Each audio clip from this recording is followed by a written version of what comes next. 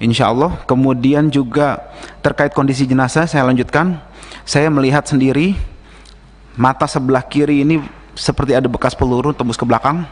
Kemudian ketika dimandikan, kondisinya hampir semua tubuh badan ini ada bekas lubang peluru tembus ke belakang.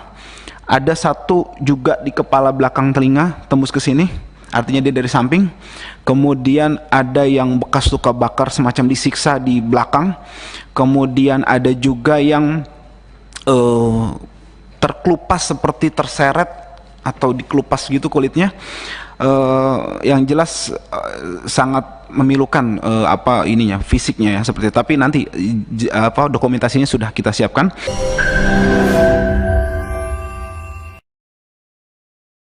Jangan lupa subscribe, like, and share.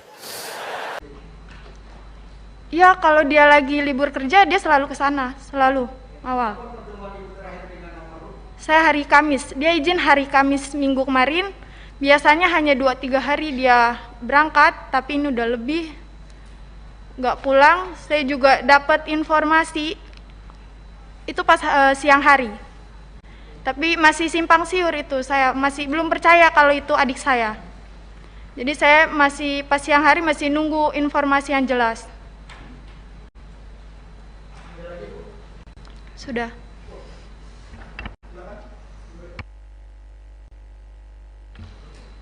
Iya Pak. Kebetulan saya ketemu terakhir dengan adik saya tuh Kamis malam Jumat. Di sana tuh tumben sekali, itu memang beda. Adik saya tuh salaman dengan ibu, dipeluk, dia minta izin, mah doain dede ya. Itu tumben banget. Biasanya dia nggak mau dipeluk karena mungkin udah gede merasa malu. Dan akhirnya, oh ya udah, mau kemana? Mau ngawal Habib ke Megamendung.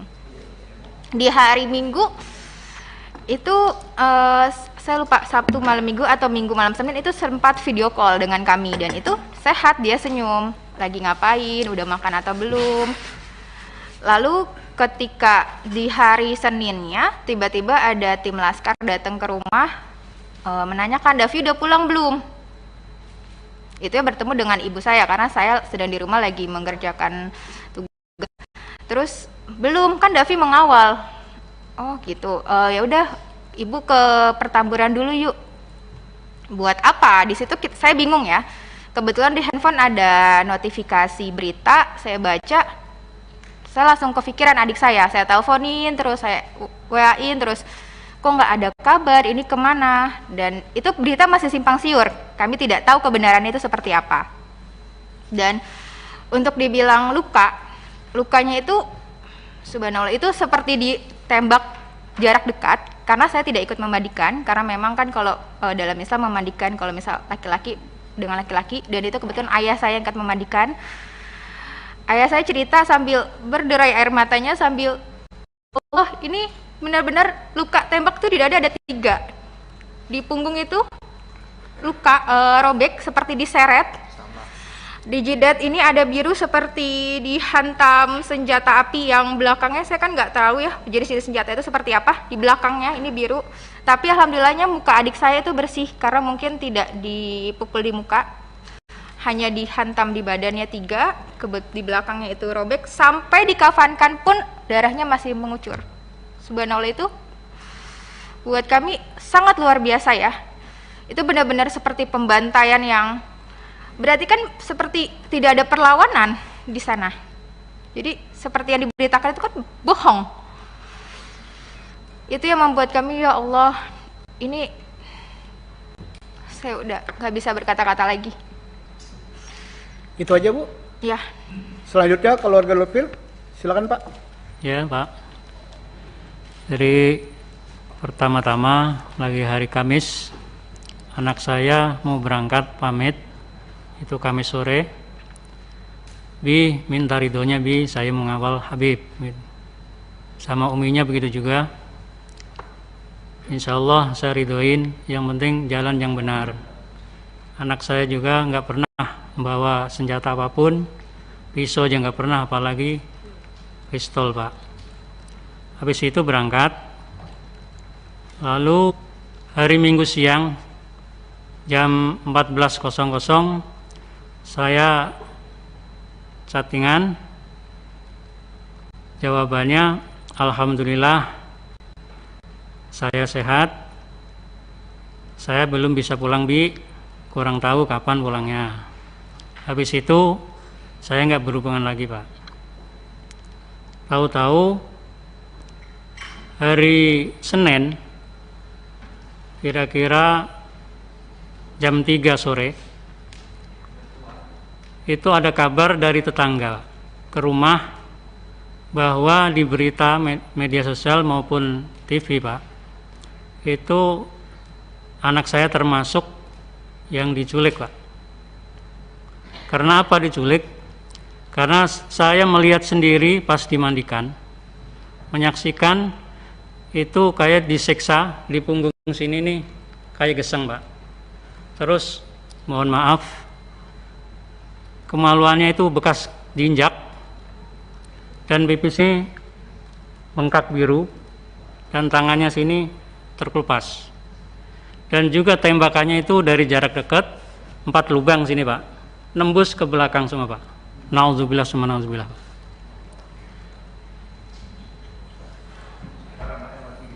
Jadi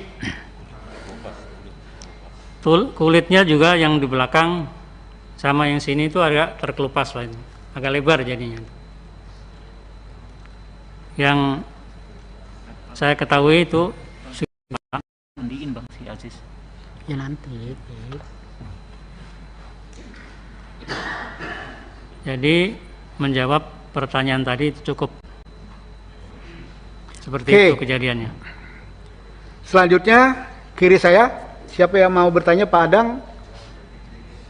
Atau siapa? Wah, itu sisi kanan saya. Oke. Kalau PKS satu aja Pak. Ya, kalau Bapak bertanya, Santoso. Oke, silakan Pak Santoso.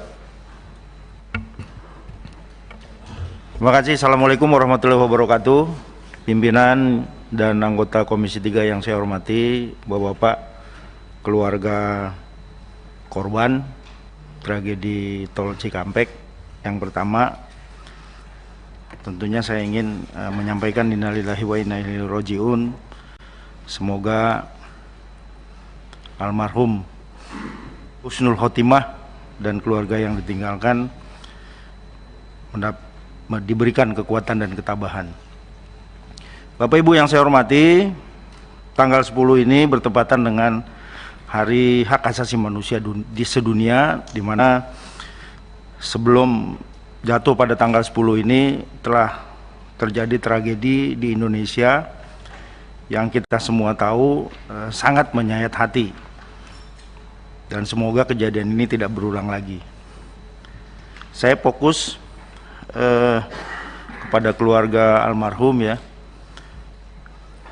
Setelah kejadian itu dan almarhum sudah dimakamkan, apakah barang-barang milik almarhum, mungkin termasuk HP-nya atau apa, dikembalikan oleh pihak aparat kepada pihak keluarga? Ini sangat penting, mungkin nanti bisa menjadi pembuktian pada saat proses-proses ini berjalan gitu. Kemudian yang berikutnya, saya ingin menanyakan juga, apakah pihak keluarga atas kejadian ini merasa terancam gitu, atau ada yang mengancam gitu?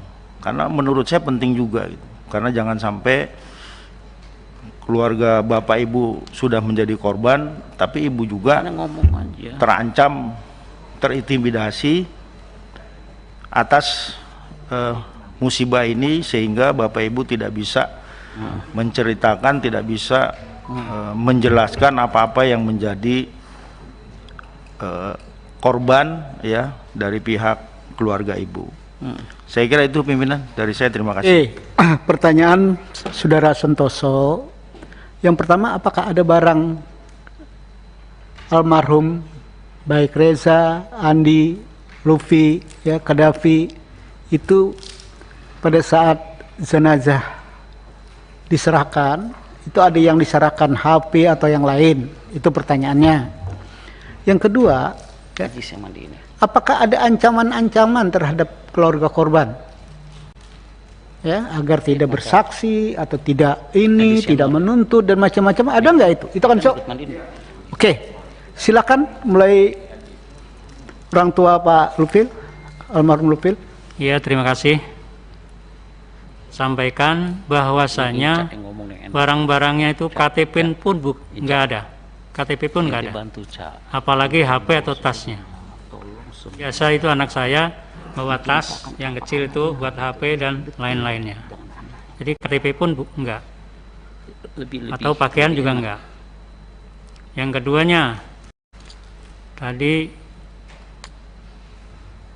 ada ancaman dan macam-macam, Pak? Saya cuma curiga. Kecurigaan saya sendiri jadi kayak terancam. Jadi banyak wartawan yang tidak jelas gitu. Atau orang yang tidak jelas mau menanya yang macam-macam gitu. Tapi insya Allah saya berteguh bahwa saya nggak akan menjawab di situ walaupun ada ancaman apapun. Itu terima kasih. Itu saya. Oke, silakan. Yang mewakili almarhum Qaddafi, silakan. Pertanyaannya ada dua, Bu. Ada barang almarhum Qaddafi nggak? Yang kedua, ada ancaman nggak? Silakan. Ini juga yang akan saya tanyakan sebenarnya pimpinan. Kami keluarga tidak diberikan barang-barang Qaddafi, handphone, tas, dompet itu tidak sama sekali.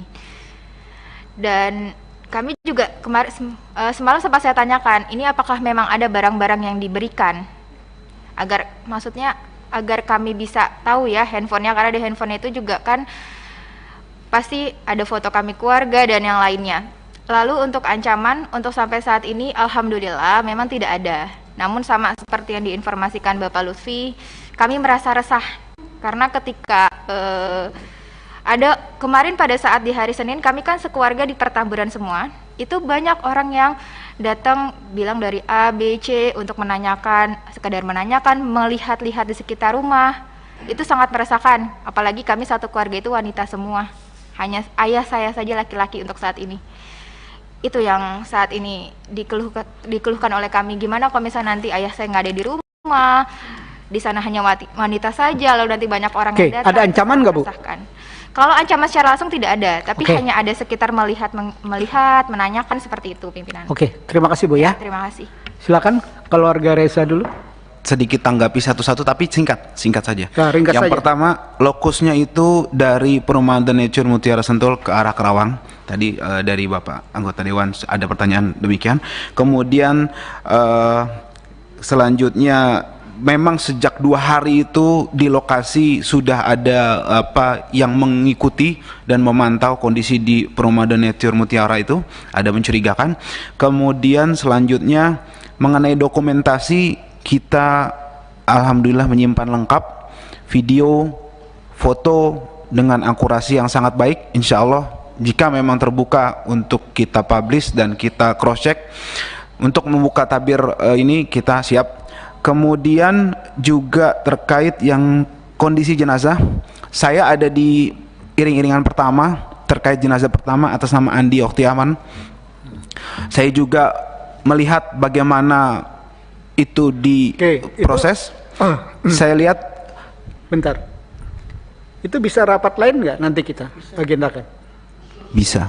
Kan Anda menarik sekali. Iya. Bukti-bukti itu kan kita mungkin ada rapat lain ya. Ada, saya mau tambahkan lagi. Ya? Kita juga memiliki saksi-saksi di lokasi rest area 57 yang juga menegaskan bahwa itu terjadi tadi yang Pak Sahroni tadi katakan bukan pembantaian, itu arahnya tapi bukan di sini. Mungkin penjelasan lebih detail karena itu sangat memilukan. Kita ada saksi juga, insya Allah. Kemudian juga terkait kondisi jenazah, saya lanjutkan. Saya melihat sendiri mata sebelah kiri ini seperti ada bekas peluru tembus ke belakang. Kemudian ketika dimandikan kondisinya hampir semua tubuh badan ini ada bekas lubang peluru tembus ke belakang. Ada satu juga di kepala belakang telinga tembus ke sini, artinya dia dari samping. Kemudian ada yang bekas luka bakar semacam disiksa di belakang. Kemudian ada juga yang terkelupas seperti terseret atau dikelupas gitu kulitnya.